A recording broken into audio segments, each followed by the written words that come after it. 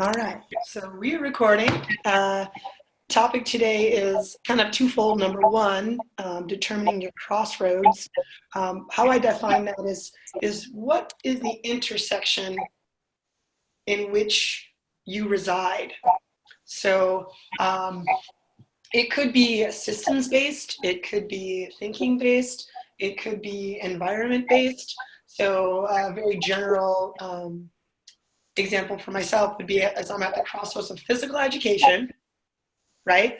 And kind of one-on-one pain resolution in that aspect, where these things typically don't interact. Like PE is over here, and like therapy-wise, pain stuff is over here, but they don't intersect. So that would be one example of where I'm at. It could be FRC and yoga. It could be strength and mobility. It kind of could be anything that you are categorizing as I bring this and this. Now there could be 17 intersections, as most of our experiences bring with us. But if we were to look at two big concepts, what do you think those might be?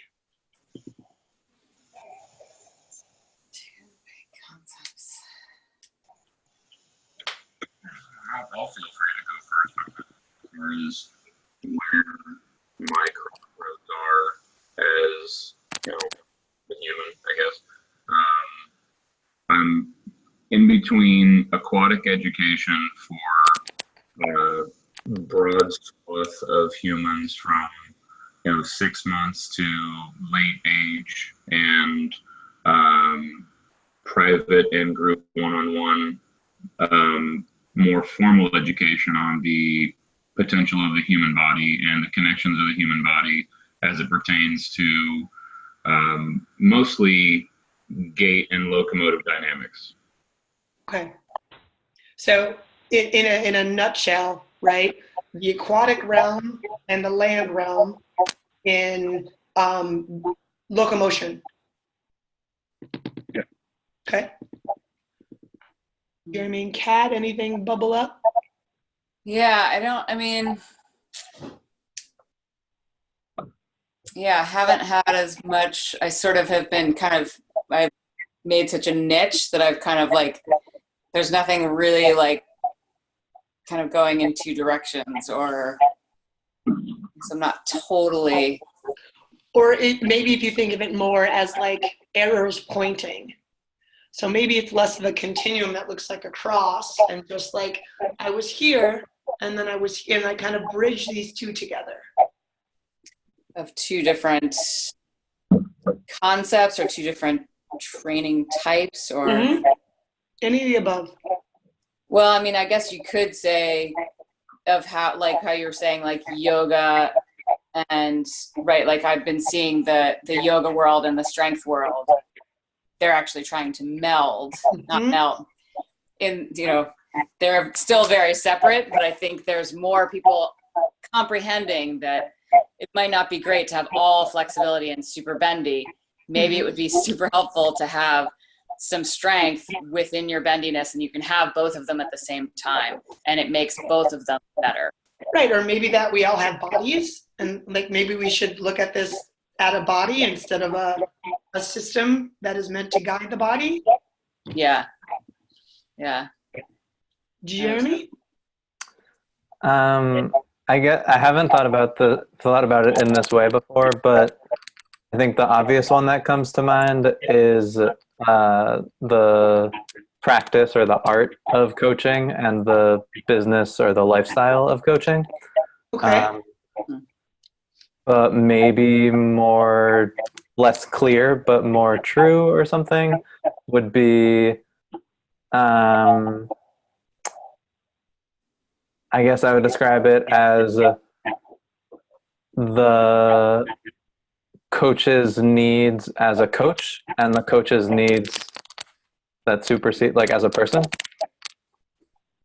Got it. So these people who are meant to, it kind of goes back to the teacher's teacher, right? Because everybody, or the idea is everybody kind of needs a sounding board, or a guide to get them through stuff. So when you are the guide, who is your guide? I was watching this very interesting show on Showtime, and it's called Couples Therapy, and it's fantastic because it's just like people and issues and couples, and it's literally just kind of a docu-series. But what I thought was excellent was that the therapist actually has a guide of her own. It's not a therapist, and I don't know exactly what they call it. She sees someone that gives her perspective, because a therapist is like, this is so big, like their lives are in my hands, and this other lady is the sounding board so that she can feel good about what she's doing, so they can provide that to others. So yeah, I think when you see the opposite of that happen, it becomes pretty clear in contrast. Like a therapist who grinds themselves into the ground and doesn't have an outlet for that, it's just not a sustainable practice. Yeah. Instead of talking the talk, it's walking the walk, like right. practicing what you're preaching. I mean, that's the classic. Right, and isn't that the hardest thing to do when you have the answer? the financial person advisor who's broke, right? Right. Right. Yeah. So I'm going to quickly look at this sound real quick. I'm going to mute everybody and like kind of one by one, and let's see. Maybe it's, who knows? Maybe it's me. And then if you hear the sound in the background kind of go away, then just give me the visual thumbs up. So here's myself. Yeah, there's no. Oh, well, I guess we'll have to still hear someone talk. Right, yeah, because then it came back again. Yeah, so that's not the solution. Okay, and we'll go to Catherine. And then we'll still need to hear someone talk, and that sounds no good. Yep. Jeremy? Talkie. Yeah. Oh. Okay, that was... I think that's it. Jeremy is the culprit. Gary, I'm sorry for assuming it was you. It was just hard to hear you at the beginning. So let's see. I'll unmute him and we'll see if... Hello. Yeah. No, there it's back. Yeah. Oh my God. All right, cool. So we're back to recording. I have no idea where it was, and that's cool. Like, it's the nature of things. I think we gave a pretty brief whatever. Oh, it was talking the talk and walking the walk. Oh, yeah. About kind of beings. So another way to kind of think of this is your individual filter, which is based on your experience.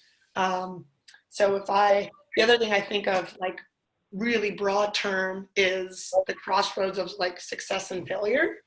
Kind of in a really big, I mean, the way PE is being done is a joke.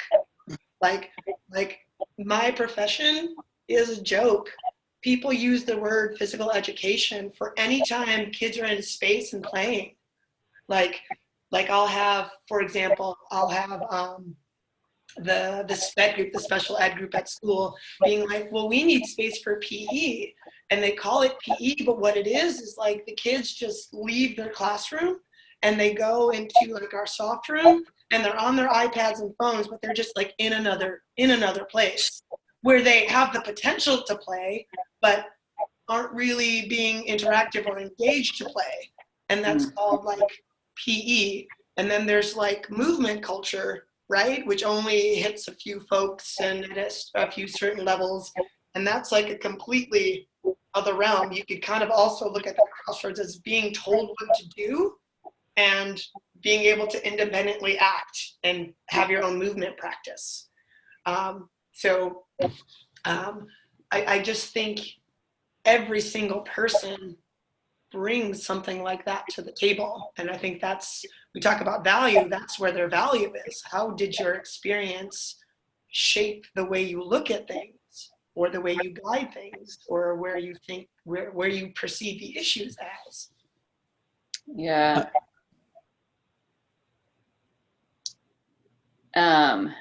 Yeah, I was wondering, like with how you're saying physical education, that in our school, my kids' school, they call it physical activity. It's PA instead of PE. And someone said they probably call it PA so they don't have to have like a legit physical education instructor. So a person who did the Adventure Time like after school program is now teaching this PA. And that just seems, horrid to me. But then you look at, like, again, what that says about how the system values it, right? Yeah. And in my school, I've got a choir teacher and a Russian teacher teaching health. And they're like, right? So it's like textbook, this, that. And then you come out, what are these kids coming out with health-wise? Nothing. They don't know anything. Like when I ask them basic questions about nutrition, like sex ed, it's all like off the table. If the teacher doesn't want to touch it, it's like, we're going to do diseases longer. It's such a weird, there's no standardized output for stuff because, right? How do you standardize something that's individualized? It's a tricky coin. Yeah. The thing that makes them, kind of like the base substance of, functionality, right? How does their body move? Like, what are the properties and principles of the behaviors between? What are the common emotional characteristics, right? What are the common things that affect humans, right? And look at those things, and everybody can connect to that in a very individual way, even though it's, kind of more of like a broad human characteristic, and then the subtlety and the nuance, kind of comes from them filling in the dots or like, connecting the dots there afterwards. Right. But I agree that there's a certain focus that is flawed in a variety of different education moments. Like, to be an American human, you need to be able to be an American adult, rather. You need to be able to do a lot of things that you aren't trained to do, Yeah. Doing taxes for one, we don't know how to do that. And then we're supposed to do that. And if you don't, there's problems, Right. And there's so many other things that fall into that category of we're not prepared well enough as individuals. Mm-hmm. Agreed. Yeah, the whole PA versus PE thing drives me fucking bad shit, man. That just I didn't even know that was a thing, and it's just like another. I kind of live in a bubble to kind of protect my own value because I can see it day to day. But then to know it's just like there's a new term, PA, right? It's like, oh, like we don't even need you. We just need your stuff and your space. Yeah. I kept saying, like, you have PE. There's a therapist at the top, and then sometimes there's the PTA, where it's like the physical therapy assistant, right? And then there's the aide that's down below it. And then sometimes in clinics, there's a PT, like an actual physical therapist, who comes in every now and again or writes off on what their protocol and the procedures should be. And then the assistant and the aide do the work. And it's just this systematic deterioration of quality of care. Dilution, yeah. Absolutely. Yeah. But it sounds like, according to what you guys are saying, the PA is a more accurate description of most PE. So it's like, would you rather have a label that it describes what you wish was happening, but you're failing to hit that standard? Or would you rather accurately describe the failure to hit some other They're thing? being accurate. They're like, this is just a physical activity. And that's like, that again kind of goes to the crux when you're trying to define your crossroads. Like, what are you? Are you trying to use other people's language and terms and for what you think that means versus what they think that means? And if there is a disconnect between this is what you think this word means and this is what everybody else thinks this word means, then maybe we need a different word, right? Or maybe we at the very least need to keep explaining what it is we think this word means in a multitude of contexts. Like, who changes their word? Or the country's value of the word, right? Like, it isn't a thing that's valued, physical education. So we're just, I don't know, we know we have to do this, but okay, whatever. Well, activity, we don't care what we call it because we don't value it anyhow. So there's just no value in it anymore. And that's the thing. People who are in physical therapy not knowing why their body hurts are going to need to know that information, right? Right. Right, and that's, the physical therapy, and I've been in that world as well, where there's like 5 curtain tables, and you have a guy come in, like, do this 20 times, leaves, shuts the curtain, do this. And I remember going with my dad and being like, what is this? I'm like, Dad, you have no idea what you're doing. He's like, right? Like, the professional is telling me that this is what I need, but I have no concept of why or how.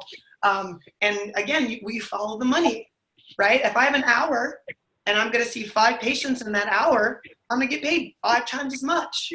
Mm-hmm. Yeah. It's about patient care. It's about output. Yes. How much you can do. Yeah. That's what we're talking about here with the label, the vernacular, what we call things like PE versus PA. I think I just want the ideal. I want it to be what it says it's supposed to be, right? And how do we promote integrity of word and action then at that point, right? How do we make them care in a system that's based on capitalism and getting as much money as you can in the time that you have? How do you reorient that? Well, yeah, and it's the same thing, you take that, you're in the same business for 15, you retire from teaching after 30 years, right? There's ultimately, you have to assume that there's going to be a threshold when you're like, I've reached the peak, and now the last 10 years, I'm riding it out because I've got it figured out. It's kind of that same vein, I think. But unless you are constantly learning, and then constantly teaching those new learnings, like it's all like moot point. Yeah. But then I was thinking, that's the ideal. That's you constantly trying to better yourself in the act of bettering others in the newest, most informed way you can. That's what it should be, ideally. We're all doing something like that. Yeah. I want to make a version of a word that is a million times better than what everybody thought. Like, I like to take the refuse. Like, give me your garbage. Like, give me right? Just give me the space and the time. Don't care about what I'm doing. And like, I'm going to try to make magic happen. And I guess that's the other thing with my bag is I don't care if you know about it, because I know about it and us in this room know about it. So maybe that's another end of that. I think I was just thinking of an ironic of how, right, the whole country is not valuing physical education, physical activity, whatever we want to call it. Yet on the other hand, the other portion, one of my sons is in this like club soccer. So all of this value of capitalism, and even I think with swimming, probably it's the same thing. People throwing just gobs of money at physical activity, that's valued, but in a public setting, or in our culture and in general, we're not trying to increase kids' physical literacy, but only within these small little venues of high-end swimming, high-end soccer, high-end basketball. The high-end, we'll throw tons of money at it. Yet in anything else, for everybody else, no, we don't value physical activity at all. That's that value in separation, right? Like, I want my kid to be an amazing soccer player. I don't know if it's because I could see him beating people. I could see him, maybe there's a scholarship out of it. But, I've had 3-year-old soccer practice, and the dad come up to me and be like, they were doing such functional training I was like, functional training in 3-year-old soccer? Like, you don't need functional training for 3-year-olds. Like, you just need balls and cones and like, that's glorified babysitting is 3-year-old soccer. And that's the idea of using these words to jockey up what value is. Like, I don't know. If you have like 5 or 6 friends, right, and a ball and a park, like soccer practice. Yeah. And that is less valued than putting them in something. Because again, if you outsource your kids, like, these are professionals. Look at their jackets. Look at their equipment. Nike everywhere. They're flashy. I'm going to pay for that versus consider that I could do it on my own. Oh, yeah. No, but you can't. It's so hard to buck against that system. It is really, we got like all this equipment to do exactly that, and it just didn't get done. Like, yes, you can't.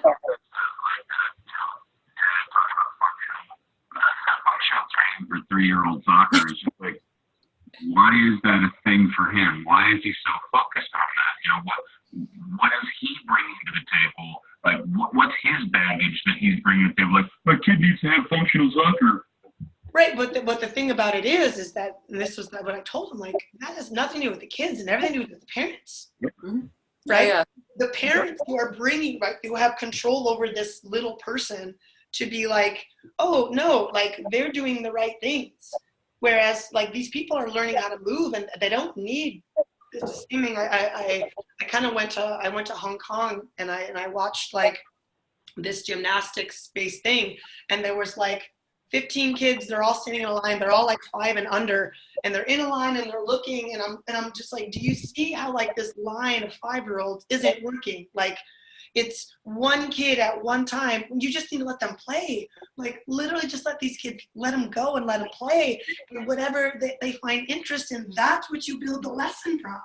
Mm-hmm. And for me, it's so duh, but in so many, again, value, but these gymnastics practices were being watched by nannies, and these nannies were, like, reporting to parents as to what's going on. Like, and I guess it's the wrong thing to say that they were just playing. They needed to be like, they worked on cartwheels today in order for it, again, to have value. Yep. I think, like, a big thing, like, for me as a teacher that I struggle with is that it's almost that the establishment forces an agenda. You know, that I have a protocol that I have to follow, I have a curriculum that I have to take steps towards, you know, and then the same way that these gymnastics coaches have, like, they have to hit these certain marks and these certain standards. And the families that I have that allow me the space to teach at the pace that the student is learning at have far more of a substantial grasp of what's happening in the pool. You know, and they get it on such a nuanced level by comparison to people who are just learning skills. Yeah. You know, so Yeah. I agree with you there that there needs to be a certain, like, space given to education that isn't so strict and isn't so gripped, but still kind of revolves around principles. Yeah, because who makes the standards, right? Yeah. Like a bunch of people literally in a room coming up with things that can be hit, you know, proficiency based.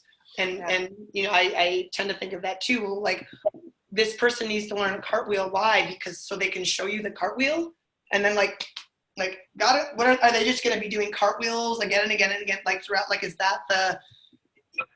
You think of how many kids that run gymnastics who don't do gymnastics anymore. You know, it's because they got the piece, but they didn't understand the process or the why, or that the whole point is to learn something, and that anything you can learn that's missed in the. And I want to quickly give Jeremy, he's been a very good listener, but I want to give you a quick go mode right now. Whatever you're. I think I think we're labeling certain things in more like singular terms than the number of problems we're identifying. So we're talking about a lot of different problems in different parts of our culture that I agree are problematic, but, like, capitalism I don't think is a sufficient explanation of what brings about all of so, like, the need for measurement and assessment and progress, and there are a lot of things that have lots of pros and cons that have a terrible expression happening in a lot of our schools and other areas where we work. So that's where I wasn't really sure where to jump in. Is like, we're talking about 12 different things, and I'm not sure how clearly we're talking about each of them. Yeah, I think that's a very honest point, and I did not mean to say that capitalism is at the heart of it. People are going to buy what you tell them they need, right? What they believe they need. What they believe they need, that is the issue. But capitalism just jumps on the boat. I mean, like, well, perfect. If 3-year-olds need functional soccer practice, that's my mark. That's what I'm going to do. And this is the idea of, you know, behind value. I will likely get more value from something that is established and established want by the culture than I will trying to subvert that culture. Yeah, I think like the reason I think capitalism intersects with it in an interesting crossroads, sorry if that's loud, is the need to scale things. So like when you, Chris, create magic in your individual room, that can be magical for those people. And then someone else might say like, well, what about my kids who don't have Chris and live in another part of the state or country or world? And so I think there are very like sincere, hardworking people who are trying to scale your effort.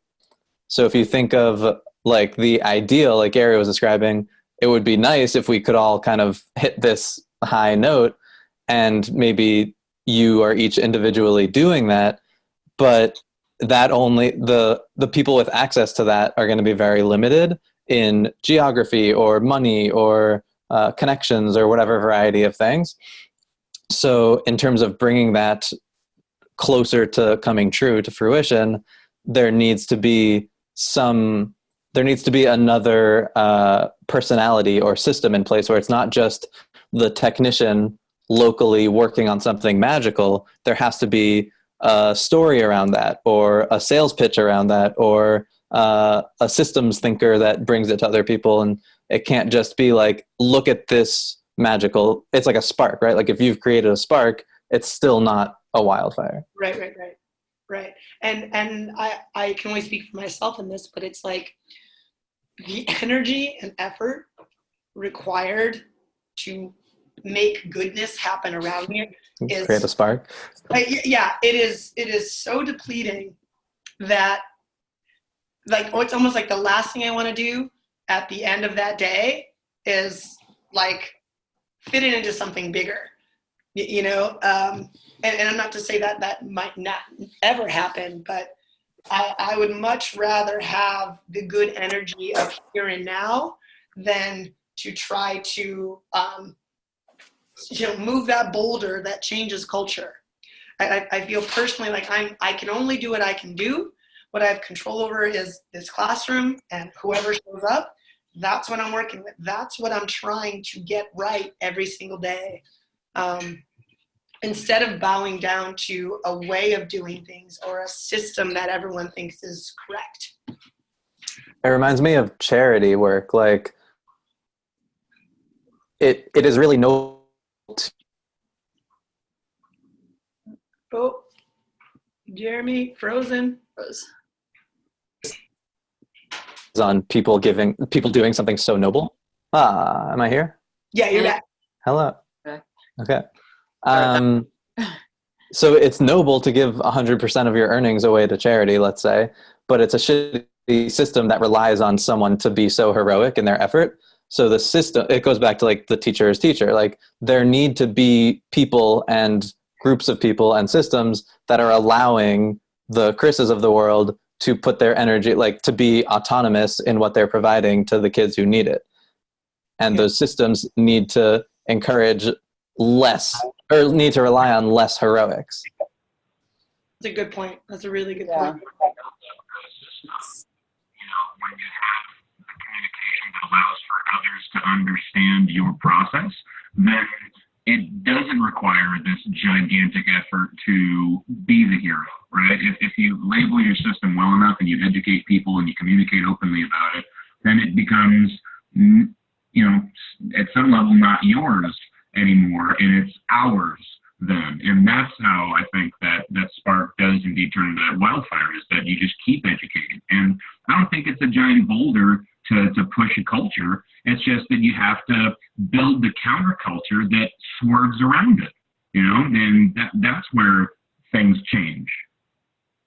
But at the same token, and this is something we've talked about before that really kind of got me, the counterculture needs eyes. It needs eyes, and it needs words, and it needs to infiltrate the mainstream, so that it can. There's an option. Like there's a different way to do this. So not only to try to make that other thing sustain it on its own, and I can only think of personally, like you have to be really good at doing that on that daily basis in order to pick apart what it is that you're doing. Because if you're not having a good time, if you're not, you're just gonna like stop and revert on your own. It goes with what Jeremy was saying. Like, I don't know if I want to, personally, again, thinking, I don't know if I want to go and necessarily teach teachers how I do things. I want to be with the students. I want to be like in the dirt with them. And I want them to really, really let me get into the mind of the learner, of 14 different lenses of what that learner is and what they care about, and making the bridge between each. Like, that is what's really important to me, much more so than trying to guide a bunch of people that may or may not be interested in what I'm saying into this different way. Are you familiar with like crossing the chasm, or different people have different names for it, but the technological transition from like innovators to early adopters to the early majority, late majority? I know of those terms. I kind of know gently about the system. But again, personally, if you consider yourself kind of an outlier, which I do, I feel my energy and effort is, again, best within the confines of my control. And I know that there is a way of doing that. I'm not suggesting you should do that. Oh. Yeah. It's clear from what you're saying that you're an innovator, right? You are someone who sees a system and you say, this is broken. You say, I'm creating something better, right? You're innovating on physical education by actually providing physical education. So if we step back from your personal life, let's say, one organization or country or whatever could take that innovation and say, hey, let's bring that to the early adopters. And when they fall in love with it, then it can start to grow to the majority. But what you're describing, I think, is the failure of you can't make an innovation and then just say, here, masses, go do that. And that's what Gary's saying, is like, you have to go around that. You can't just say like, look, we found something better, adopt it, right? Because it's only going to be attractive to a small percentage of people. And then over time, it can become more and more attractive. So my question to you would be, how, like, if you're the innovator, you have some early adopters by choice or not, whether students or paid clients or whoever, how do they talk about the work that you do? Are they on the same mission as you are? I mean, I guess I would have to like docu see what they say. I don't really, and again, I'm so, I'm like thinking about this for the first time really as we're talking, but I'm so focused on real time that what they do with what I give them, I don't follow up on, other than if they see me again, then I'll get it like a recap, or the next day, or with the kids who have to see me daily, I get certain amounts of feedback, written, oral, from them, to kind of gauge, like, am I right in what I'm seeing? Like, is my assumption being internalized by 43 kids at the same time? Who am I missing? And then I go after who I'm missing. Like, that's where the change is. I don't necessarily like 40 people got it. I'm like 3 didn't. Like, how did I not serve those 3? That's just kind of how my brain goes. So it kind of stays in this trying to make everything around me as good as possible. And until I'm satisfied with that the next bubble is not really my concern. So I think I've experienced what Jeremy is talking about, where I'm with clients, and you almost kind of think of the 6 degrees of separation of they are loving what you've done, and then they'll tell their friend, and then maybe you'll be working with their spouse, and then that spouse will talk to another friend, and they'll say, oh, did you, instead of taking those pills, why don't you try to do some movement stuff? Yeah, like that's how because I'm not a big social media, the whole world, like change the world type of thing. It's just not sort of my bag. But that's how he's talking about, in terms of a marketing, that's what you wanted to do. You'd be an innovator, and ideally you would want all your clients to be big influencers. So then that's when your message goes out to a farther, bigger market, right? you're working with young kids who they're in the social world. And so that could maybe be a little bit more a lot of my clients, I'm sort of introverted.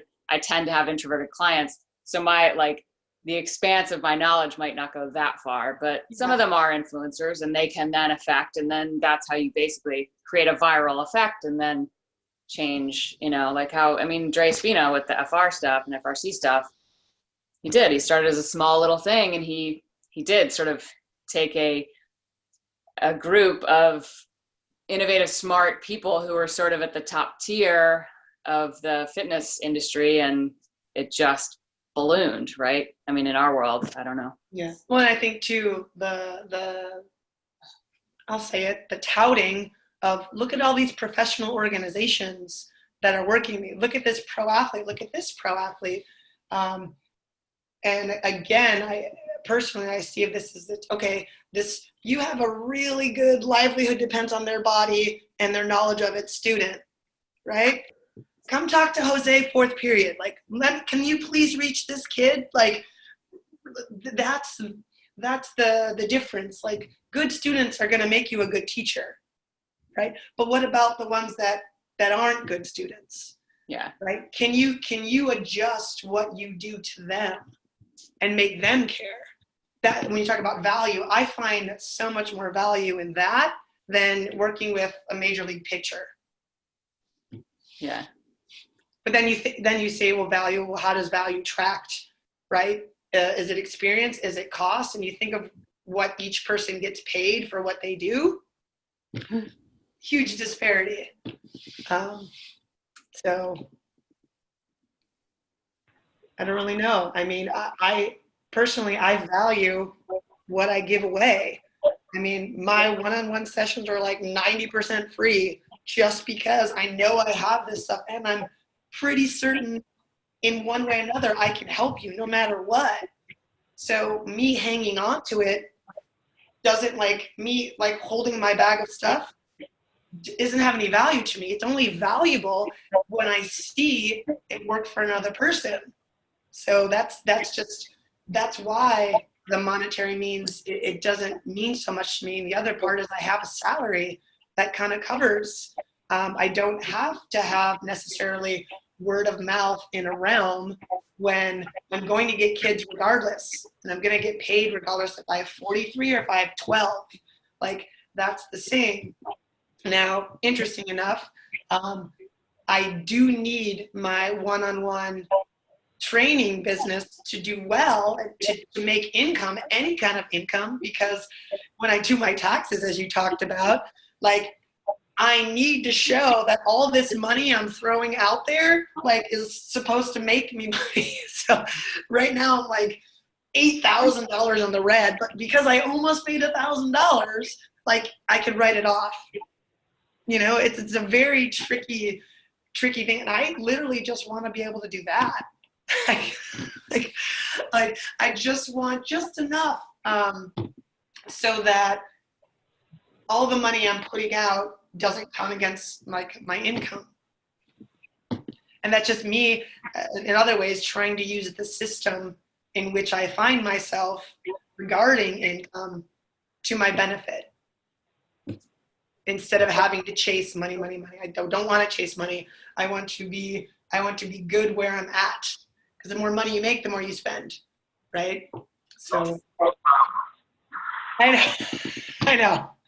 This is, the entire world. I get it. But. Yeah, I would argue that, as far as you being so focused on your particular bubble and, in the here and now, doesn't necessarily have to exclude you sharing what it is that you do.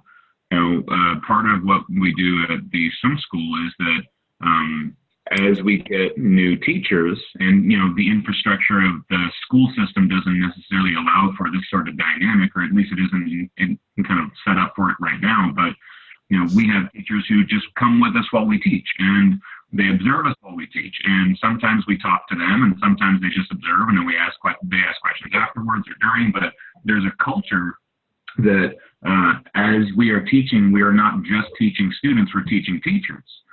So it's built into how I educate. And the culture of the swim school and parents, sometimes parents who are like new to the process, they're always like, well, why is somebody else? Like, I'm spending my money on this person and they should be teaching my kid and my kid only. But then when they see that the culture of the establishment is one that, like, we're teaching everyone.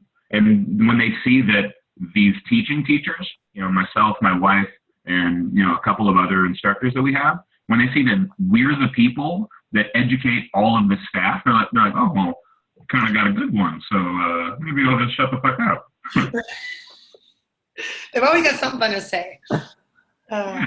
You know, but it's a matter of communication and just making sure that, you know, everybody understands that we're all on the same page. Like, I want your child to have a great lesson. Let me describe how that works to other people so that we can share this with everyone.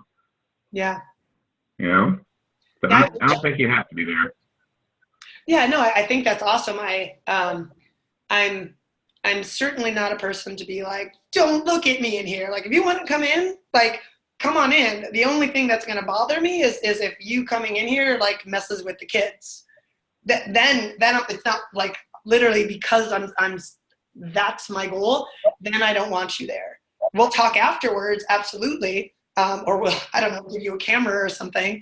But being observed to me is no, like, there's all these evaluations and I'm like, come in whenever. I'm not going to do anything special for when you show up. Like, that doesn't help me.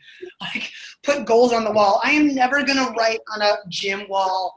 I'm never going to do it. I don't have the time. Why don't you come? Like, so I think that's awesome. I think that's awesome that people, like, do come and want to learn. Maybe I think anybody would put it out there. Like, if anyone wants to come visit, like, come on down. I mean, I've certainly reached out to people to be like Marlo Fiskin came and taught 6th period one time, and it was amazing, right? So I'm just like, hey, you're in the area, like, and I think the value of a teacher is having students to teach.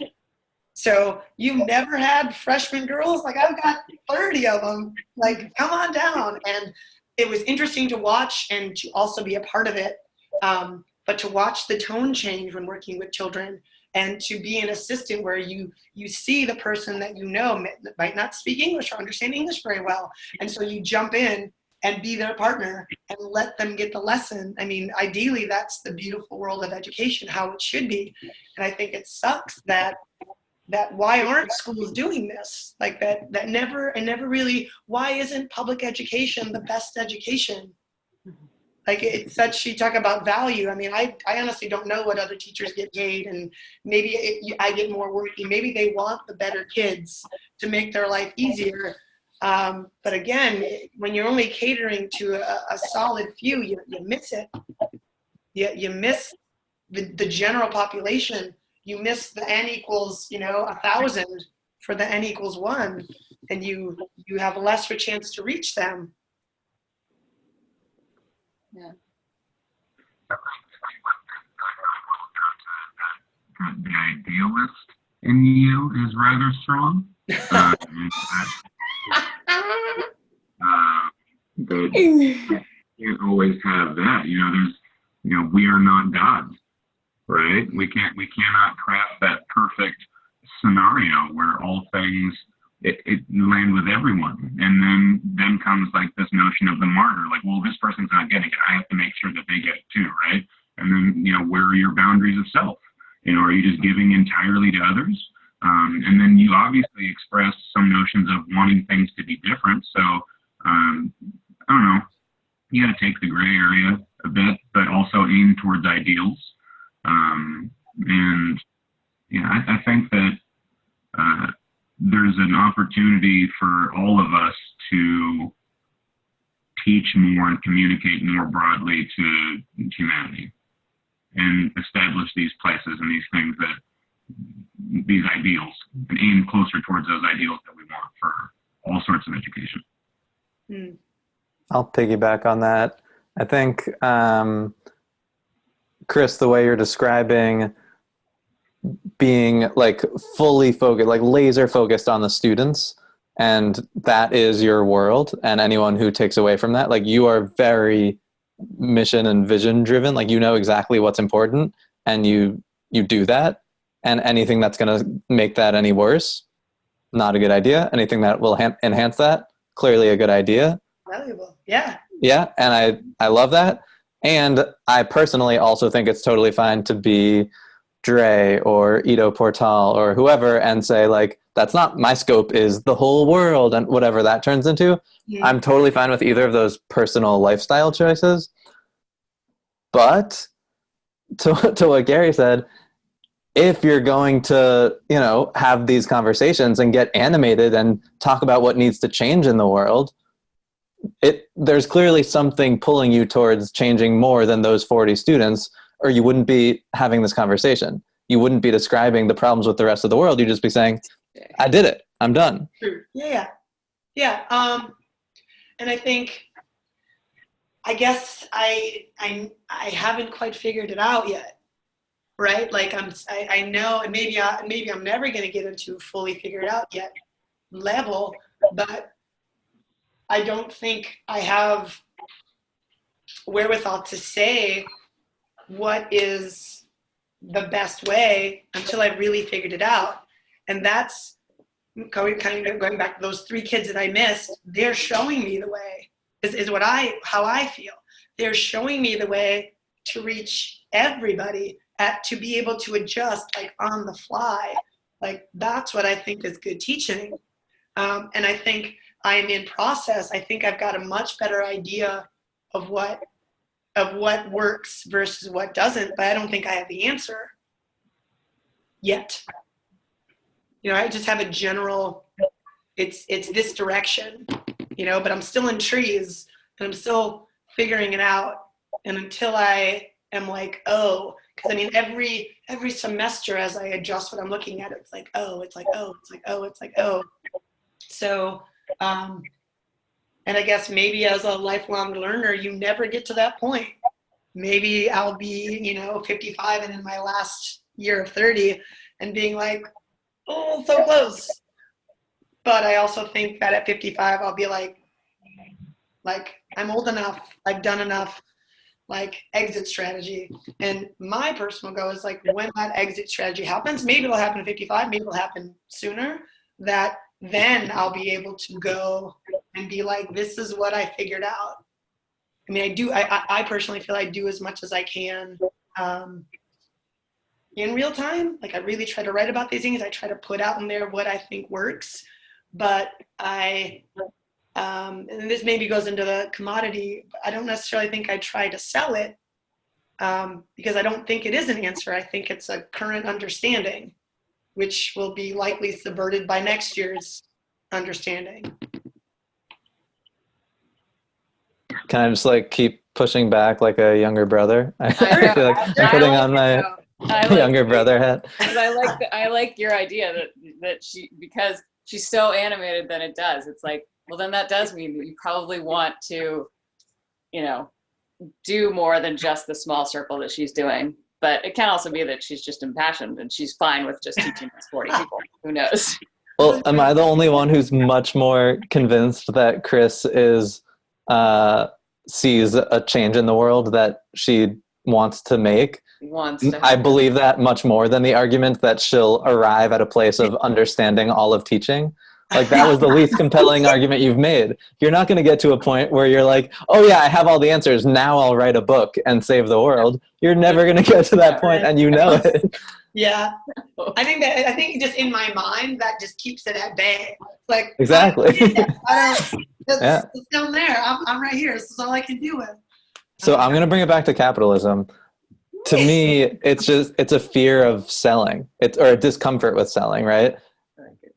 If what you're selling is the change in the world that we need to educate the next generation of children, then not selling that is the craziest business decision that anyone's ever made. Like that needs to be sold. And I don't care how much personal income you make off of that. But if you don't sell that idea because you're uncomfortable with selling, then you need to partner up with a salesperson and have them sell. Like, call them an author or a motivational speaker or a teacher or an administrator, whatever. All the discomfort, but that needs to be sold in some form, however you define selling.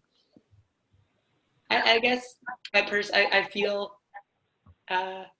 like I feel like I really do try to give it away as much as I possibly can. Not only my insights, but I try to put it out there.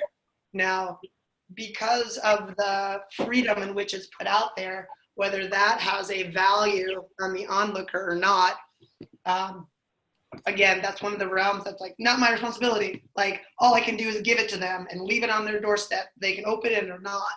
And but it's like he's saying, is it a fear of selling, or is it a negative relationship that we see with, I don't want to sell, that's a bad thing. We're like putting a negative connotation to, I don't want to sell. That's like, yeah, it's probably the latter, right? I mean, I buy stuff all the time, like, and I do all the things I say I don't do all the time. Like I'll look at, I'll be wanting something from the store, and some kind of, I don't know, kombucha or something, and I'll be like, why is this one $8? That must be spectacular. So, yeah. You have to think of almost the time that like you got a service and you're like, oh my God, I want to give you like $300 for that amazing service. Like you really like, we often, because I'm sort of in your same boat where I'm like, oh, I don't want money. We're simple people. We don't need, which is the end, like the opposite of what most of America is. Or at least it seems that, because, you know, and again, it's all the things that you see. So like, what are you looking at? And are you looking at social media that has become an entrepreneur's paradise? Like it's almost like, can't you just like, can you really genuinely say hi instead of adding it to like a marketing game? It just makes me feel like disgusting and gross. I know. It's yeah. So maybe it's what we're looking at too that is biasing our perspective. Yeah. And someone said I should use that as a shtick. Like if I don't like social media, then just say that. I don't want to sit here and go, oh my God, so like look at my hypermobility video. It's so great. I'm so excited to have it coming out. Like do my own thing and just be like, hey, I put this stuff together, but it's like advertisers know psychology and they use psychology to sell, and right, that would maybe not work. Who knows? I don't like social media. What's that? That'd be your shtick. What's that? The anti-social media. Oh, the anti-social media.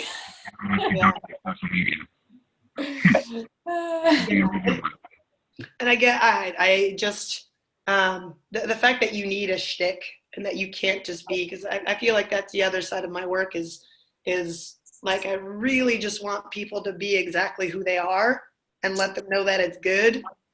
So, right, do we need another level then, other than just providing a platform where people are themselves and are, you know, put up on the wall as good? Like we need another level now to say that this platform or this wall is good, right? Like, but it's like at the same token, everybody is a combination of all of the people that they've met in their life. It's not. It's you're inserting yourself and your ideals into their world, and that's how we all evolve and adapt, and we figure out what's good for us, and then we discard what wasn't good for us in the first place.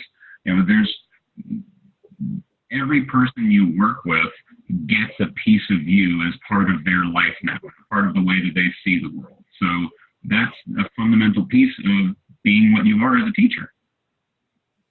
Right? So monetizing that makes some sense. Right? I think a big issue that I've heard in you and I've experienced in myself is the perfectionist pumping the brakes because it's not good enough yet. Right? But it's plenty good now. And then, you know, version 2.0 could be better. Right. Put that one out later. Right? Time membership, yeah.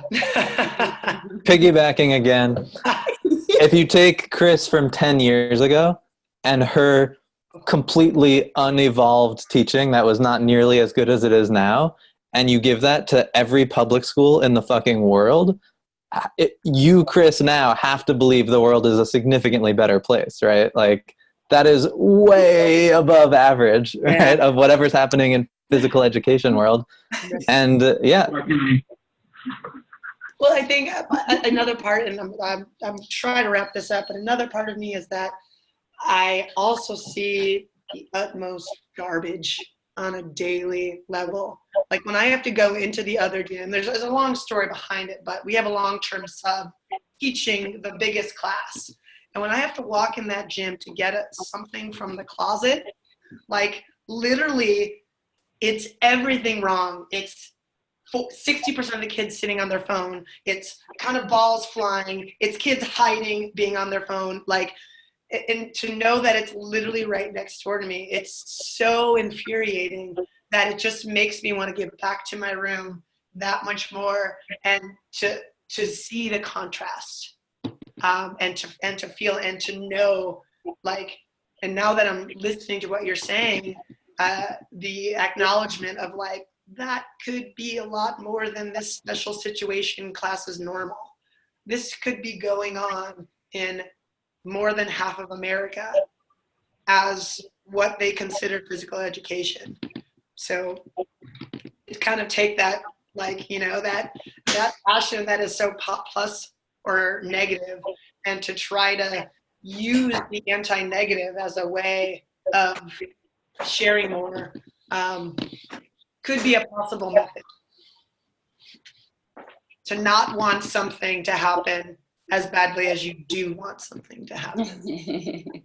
I don't know, I think personally I've just been more focused on what I want to happen and what I can make happen and what I can see the change, again, daily, period by period.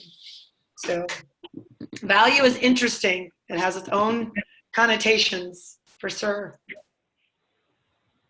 Yep. Well said. Gosh, any final thoughts from the crew? This became like a personal therapy session. And I appreciate it. I really tried not to use therapy for Chris. Oh gosh. Like, I did it. I found a way not to pay for therapy. If I just having the anti-capitalist. I know. Like, oh, it's a network. Any final thoughts from the crew here?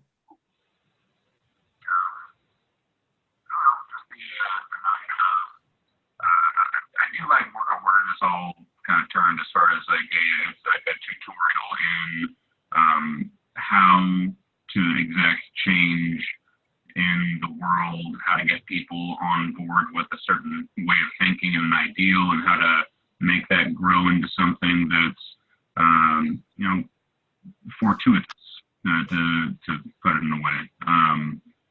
Yeah. Okay. How to make this counterculture viral, basically. I think that's what, like Jeremy was saying, like how does that happen, right? How do we make that work? And even before that step of viral, like viable, right? Like, yeah, viral then viable, yeah, because viral can be a 30 seconds, 15 minutes of notoriety, and then dance, but it needs to be viral then viable. Yes, for sure. Yep. And the wise sage on all of this, Jeremy. The little brother. The little brother. I'll finish with the verbal hug. I think any advice is like 80% or more talking to yourself. And when I'm yelling at you, what I mean by that is I'm trying to come to terms with my own process that I've gone through, where I was a coach complaining about how other coaches coach. And then I was like, wait, I can work on that. That can be what I do. I don't need to complain about it. I can do the thing. And so I've started coaching coaches, and I do want to make a change in the world. And I just think talking about it is like a good first step. It's like when you hear yourself yelling about something, the next step is listening to your own yelling and being like, what do they have to say? For sure. Excellent all around. I adore talking with you. I know, the cat like comes in and I'm just like, Jeremy. But yeah, so thank you guys as always for chiming in. Specifically today, it was really like, I tried again to try to divert, but I appreciate it. Hopefully you guys will jump in on the privilege call coming up. So I think that will be pretty potent for all, I hope, as well. So yeah, sounds challenging in all the best ways. Like, whoa. Yeah. Sweet. Third rail. Yeah. Well, Happy New Year to everyone, and have a great rest of your day and week. Yep. So, bye-bye. Bye bye.